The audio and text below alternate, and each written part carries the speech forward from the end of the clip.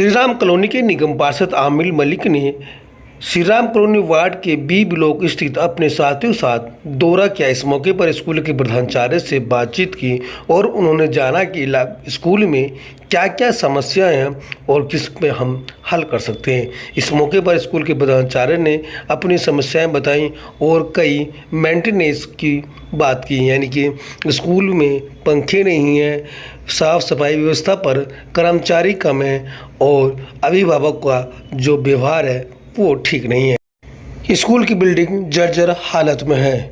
इस मौके पर निगम पार्षद आमिर मलिक ने कहा कि जो दिक्कतें हैं वो निगम में मुद्दा बनाकर हम इसको ठीक कराने का प्रयास करेंगे।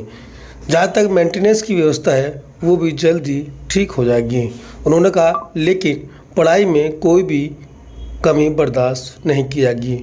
लोगों की लगातार शिकायत मिल रही है, अध्यापक बच्चों को पढ़ाने के बजाय गप्पे लगाते रहते हैं और बहुत सारे टीचर बिना आए ही स्कूल में उनकी हाजिरी लग जाती है। इसी की लगातार शिकायत मिली थी और आज इसी को लेकर इलाके के निगम पार्षद और उनकी टीम ने स्कूल में दौरा कर जानकारी हासिल की। इस मौके पर कई सारे टीचर गायब मिले और बहुत सारे टीचर ना पढ़ाते हुए मिले। उन्होंने कहा कि आइंदा इस तरह की हरकत हुई तो हम इस पर कठोर कार्रवाई करेंगे। देखते ये पाँचवीं वाले जो स्कूल है हमारे प्राथमिक स्कूल, इनको भी हम सुधारने जा रहे हैं। असल बच्चों का मुस्तकबिल फ्यूचर जो भविष्य शुरू होता है वो प्राथमिक शिक्षा से शुरू होता है। अगर हमारी प्राथमिक शिक्षा मजबूत होगी तो इंशाल्लाह हमारा बच्चा आगे जा कर के जितनी भी बड़ी डिग्रियाँ हैं, IAS हो, IPS हो, PCS हो, UPSC हो, उनको अच्छे से क्लियर कर पाएगा। अगर हमारे बच्चे की प्राथमिक शिक्षा अगर सर मजबूत नहीं होगी तो वो बच्चा हमारा आगे प्रोग्रेस नहीं कर पाएगा। हम इस स्कूल की बात कर रहे हैं, जिस स्कूल में हम खड़े हैं, आपके वार्ड का जो स्कूल है, इसमें किस तरह की दिक्कत है, किस तरह की समस्या है? ये आप लोग देख रहे हैं, छोटी मोटी दिक्कतें सामने आ रही हैं, लेकिन अभी मेरी पर्सनल साहब से बात हुई थी, उन्होंने 2-3 चीज़ें बताई हैं, उसको इंशाल्लाह हम सुधार करेंगे और बहुत ही जल्दी सुधार करने वाले हैं। जो बेसिकली ज़रूरतें थी, उन्होंने कहा था लंच वगैरह जो यहाँ पर टाइम पे नहीं आ पा रहा है, उसके लिए मैंने कहा है कि इंशाल्लाह मैं उम्मीद करता हूँ टाइमली लंच वगैरह आएगा। और गेट कीपर की यहाँ पर थोड़ी दिक्कत है कि गेट कीपर नहीं है, गेट कीपर वगैरह की व्यवस्था भी बहुत जल्दी की जाएगी। सुबह हम स्कूल के पास आए थे, यहाँ जो कूड़ा पड़ा था उसमें शराब की बोतलें भी मिली और गंदगी भी बड़ी अंबार रहती है, कूड़े के ढेर सुबह दिखाई दिए। क्या है इस मामले में बताएंगे? नहीं, कूड़े के ढेर के लिए मैंने स्पेशल यहाँ पे गाड़ी लगाई हुई है और मेरे संज्ञान में जितना भी आ रहा है कि हम कूड़ा मुक्त दिल्ली चाहते हैं। ये नहीं है कि एक स्कूल है, ये तो एक हमारे एक स्कूल एक बेसिक चीज़ है, इस पर तो हमारा पूरा फोकस है। आप सुबह आए होंगे, लेकिन मैंने सुबह ही मेरे संज्ञान में आया और मैंने तुरंत गाड़ी लगा करके उसको सफाई करवाई है। शिक्षा संस्थान जैसी जगह में शराब के बोतल मिल जाना ये अपना आप में एक बड़ी बात है। क्या रहेगा आपका इस पर एक्शन? नहीं, हम इस पर अगर ऐसा कुछ है तो मैं इस पर हार्डली एक्शन लूँगा। आपने बताया, मेरे संज्ञान में नहीं था, आपके चैनल के माध्यम से मुझे पता लगा है, तो इंशाल्लाह मैं इस पर पूरा फोकस दूंगा और इस बात को मैं आगे तक रखूँगा। पार्षद साहब काफ़ी समय से इसका स्कूल का मेंटेनेंस नहीं हुआ विद्यालय का, इस पर आपका क्या कहना है? मेंटेनेंस के लिए हमने इसका प्रोजेक्ट बनाया हुआ है, इसमें नई बिल्डिंग इंशाल्लाह बनने जा रही है। मैं उम्मीद करता हूँ मेरे शासन के अंदर बहुत ही जल्दी इसमें नई बिल्डिंग बनेगी। और मैंने जैसे मेरे को इत्तला मिली थी तो मैंने BSS डिपार्टमेंट से और अपने बिजली डिपार्टमेंट से एक्शन साहब को, JE साहब को सुबह यहाँ पे बुलाया था और बुलाने के बावजूद पूरे यहाँ पर निरीक्षण कराया है, तो वो भी सारी चीज़ें बहुत जल्दी कर रही है। दिक्कत है, टॉयलेट जो बनी है उसकी व्यवस्था, साफ़ सफाई व्यवस्था ठीक नहीं रहती है, हालात ठीक नहीं है उसमें, वो भी जल्दी हम उम्मीद कर रहे हैं जब मेंटेनेंस का काम होगा, नई बिल्डिंग बनेगी तो भी बहुत जल्दी दुरुस्त हो जाएंगे। बहुत जल्दी दुरुस्त करने जा रहे हैं, बहुत सारी चीज़ें हमने जानकारी मिली थी स्कूल में कोई टेंट वगैरह भी आ रहा है किसी बिल्डिंग में जिससे बच्चों की दुकानें हो सकती है, उसके लिए भी कुछ उपाय वगैरह आपकी तरफ से किया गया है? तो उसके लिए मैंने BSS के अपने वाले जो डिपार्टमेंट MCD के एक्शन साहब, JE साहब, उनको इसको सूचना दी थी, उन्होंने इसका निरीक्षण किया था और उन्होंने कोई छोटी मोटी दिक्कत थी उसको दुरुस्त किया है। टीचरों का कहना है कि जो पंखे हैं वो अभी बहुत सारे ख़राब हैं और गर्मी का मौसम है। वो मेंटेनेंस का बजट जो है ना हमारा आने वाला है, वो फाइल लगी हुई है, तो अल्हम्दुलिल्लाह बहुत ही जल्दी पंखों जैसी चीज़ का तो क्योंकि भी टरकेगा तो क्योंकि गर्मी का मौसम 2 महीने 3 महीने टल जाएंगे, फिर उसका फ़ायदा क्या होगा? क्योंकि ये तो अर्जेंटली बजट में होना चाहिए था। मैंने प्योरिटी पे रख करके उसको बोला है, जो हमारे JE साहब आए थे, एक्शन साहब आए थे, उन्होंने मुझे आश्वासन दिया है 1-2 दिन के अंदर अंदर इसको दुरुस्त कर दिया जाएगा। अब जिसे जो आपका श्री राम कॉलोनी में जो स्कूल है आप इसके प्राचार्य हैं, यहाँ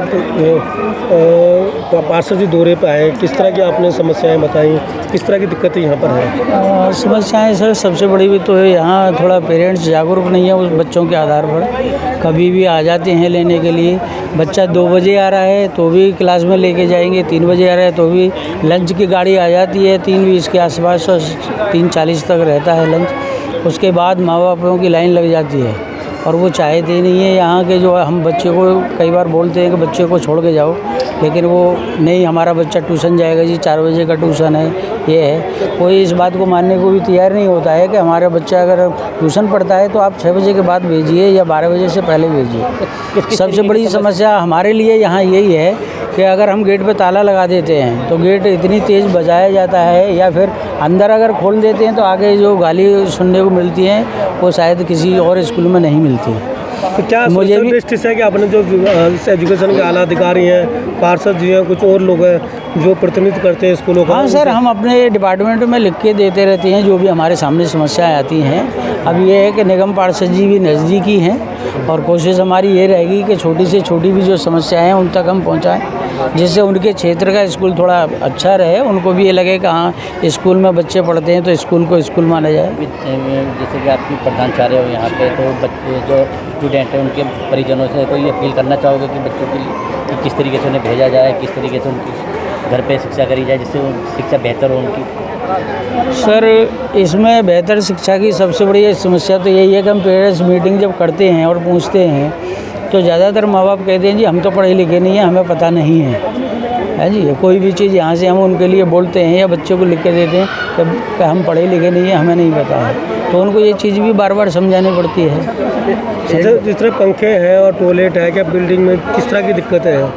सुबह एक बच्चे को करंट भी लगा। हाँ, दिक्कत ये है सर, ये इस स्कूल का पुराने पिछले 5 साल से सुनने में आ रहा है कि इसकी बिल्डिंग टूटेगी, नहीं बनेगी, और मुझे तो अभी इस स्कूल में 1.5 साल ही हुआ है आए हुए, तो मैं तो लिख के देता रहा हूँ बीच बीच में। अभी 2 दिन पहले भी मैंने लिख के दिया है करंट आने का, और उसके बाद ये कि पानी जब छत से आता है तो पंखे वगैरह ख़राब हो जाते हैं। हमारे पास कोई इतना अमाउंट नहीं होता है कि हम उसको लगाएं और उसको सैंक्शन करा लें। एक थोड़ा सा अपना परिचय और बता दीजिए सर। हाँ जी, कैसे बताओ? आप अपना नाम? हाँ, मेरा नाम भगवान सिंह है और मैं पिछले साल 2022 से यहाँ पर प्रधानाचार्य हूँ। लोगों का आरोप है कि जो टीचर हैं वो क्लासरूम में नहीं होते, बाहर घूमते रहते हैं और बच्चे भी घूमते रहते हैं सेकेंड शिफ्ट में, जैसे अभिभावक और कुछ लोग कहते हैं। नहीं सर, मैं इसमें 2 बात कहूँगा। पहली बात तो ये है कि अगर माँ बाप कह रहे हैं तो सच्चाई है, और दूसरी बात ये है कि जब अगर माँ बाप 3 बजे 2 बजे आ जाएंगे तभी तो उनको पता चलेगा कि टीचर क्लास में है या नहीं है। अगर 6 बजे आएंगे तो उनको पता ही नहीं चलेगा कि जो बच्चा टीचर क्लास में है या नहीं है। तो इसका मतलब सबसे बड़ा तो यही है कि जब 1 बजे आ रहा है, कोई 2 बजे आ रहा है, कोई 3 बजे आ रहा है, तभी तो उसको स्कूल की बातें पता चलेंगी। अभी कितने स्टाफ है आपके स्कूल में? हाँ, हमारे स्कूल में सर स्टाफ है, हमारे कॉन्टैक्ट पे हैं 15 टीचर तो, और 31 टीचर हमारे परमानेंट हैं। तो अभी मौजूदा कितने हैं? मौजूदा हैं जी, आज हमारे हैं 12 नहीं 36 के आसपास मौजूदा हैं आज। छुट्टी पर कितने गए हुए हैं अभी फिलहाल में? छुट्टी पे 4 वैसे छुट्टी पे हैं और 4 एक तो BLO ड्यूटी पे गए हुए हैं। तो उन्होंने कोई एप्लीकेशन वगैरह दी है? वो डिपार्टमेंट का ऑर्डर होता है, एप्लीकेशन नहीं होती है, वो ऑर्डर है हमारे पास में।